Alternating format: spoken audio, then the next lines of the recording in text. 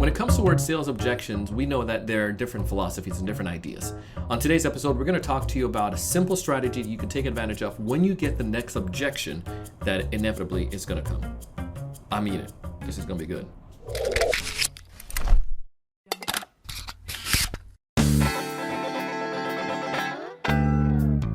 Hey everyone, welcome to another great episode of the Sales Evangelist podcast.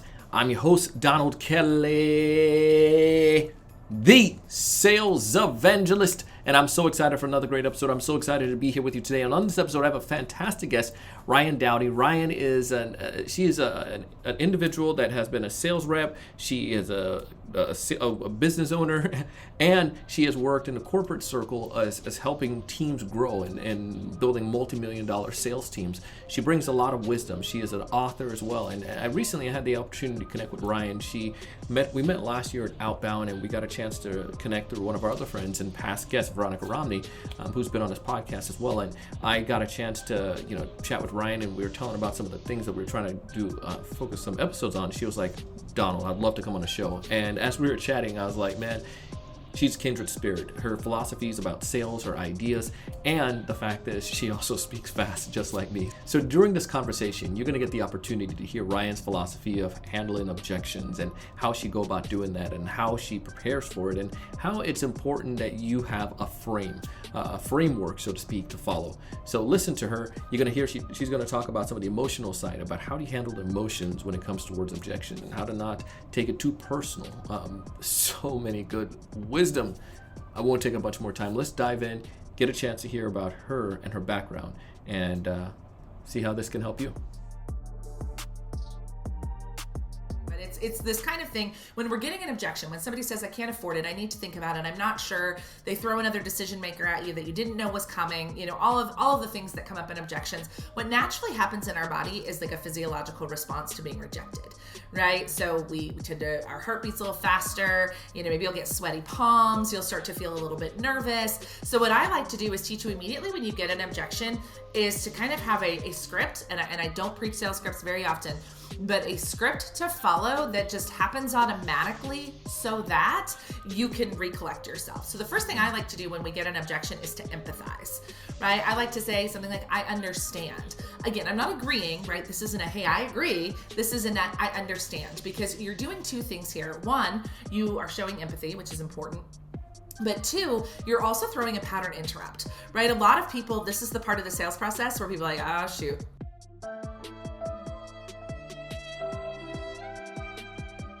Here they come, right? Now they're gonna try to talk me into doing this thing I don't wanna do, right? Like that's what they think is happening here. But for me, I'm just like, hey, I understand. And then I like to ask for permission to ask a question. Can I ask you a question? And again, I do this as a pattern interrupt. I'm getting your permission to ask a question. I'm getting your buy-in on continuing this conversation. And for the record, in like a now 17, 18 year sales career, nobody's ever told me no. So it's okay, right? So I like to say, hey, I understand, absolutely understand. Can I ask you a question? And then I will ask a question very specifically. It says, hey, do you see how us working together is going to help you achieve X? And X is exactly what they shared with me that they said they wanted during the discovery. So whatever that thing is, if it's to triple revenue, if it's to decrease turnover, if it's to have a more engaged workforce, if it's to save XYZ dollars while they build, Toyota Corollas, I don't care what it is, right? But is this going to help you get here? Because ultimately what I want to see is I'm kind of gauging, like, where are they not sold? Yeah. Right? Do you see how us working together is going to help you achieve this thing? Because if the answer is no, then I need to figure out where they're not sold. If the answer is yes, then I need to figure out where else is that objection coming from. So the first thing I want to isolate is the first objection a real objection? And then which direction to go in handling that? Because what we have a tendency to do is to respond to the objection to overcome it. But oftentimes the first thing that comes out of people's mouth oftentimes is not the actual real objection. It is an objection. And it is the one that they usually think will get a salesperson to go away the fastest, or the one that is the least embarrassing to them. Because I have to find most money objections aren't actually money objections, because when somebody genuinely can't afford something, they're not going to tell you that, right? Because that feels embarrassing to tell you that they don't have the money to do something. So I usually find that first objection isn't the real one, and then I try to dig through that by asking questions. But that first kind of script of, I understand, can I ask you a question? Do you see how us working together is going to help you achieve X? gives me time to collect all of the physiological things that are happening in the body, calm down, and then get an answer out of them that tells me, hey, where are we not lining up in us moving forward together. So Ryan, I'm loving what you're sharing here. It sounds good, but you know what? I think I probably need to hold off for a little bit. The cost is I think it's a little bit more than what I was anticipating. Sure, I understand absolutely that this is an investment. Donald, can I ask you a question? Of course. Yeah. So do you see how you and I working together and how this proposal is going to help you triple your revenue? You shared with me in our first conversation that tripling your revenue was really important to you, and it was really going to allow you to, hire the new team members that you've been holding off on. It's really going to allow you to expand in the arenas that you said that you wanted to, and that tripling your revenue is really going to allow you to finally start compensating yourself appropriately as the leader of your business. Do you see how us working together is going to help you achieve those things? Yeah, I mean, your example of how you've done this with others and so forth, I feel like yes, I can see that. Sure. Awesome. Well, I love that. And thank you for sharing that. So tell me about, you said, it's just a little bit more than you were anticipating. What were you anticipating as far as your investment in being able to triple your revenue, Donald? I was thinking something around that 7 to 10, K per month. And I know this proposal is saying around that 15 to 20 per month. So it's just a little bit more than I was thinking about right now. Where did that 7 to 10K a month number come from, Donald? I had some friends who did it before in the past, and I just figured maybe it's probably going to be somewhere close to that. Sure. Did your friends work with us directly on this? Oh no, not with you guys. Not with you guys. Did they get the result of tripling their revenue at that 7 to 10K mark? They're not necessarily where they want it to be. Sure. Yeah, absolutely. And like I said, I totally understand that it feels like a large investment when you're in this rapid growth phase of your business.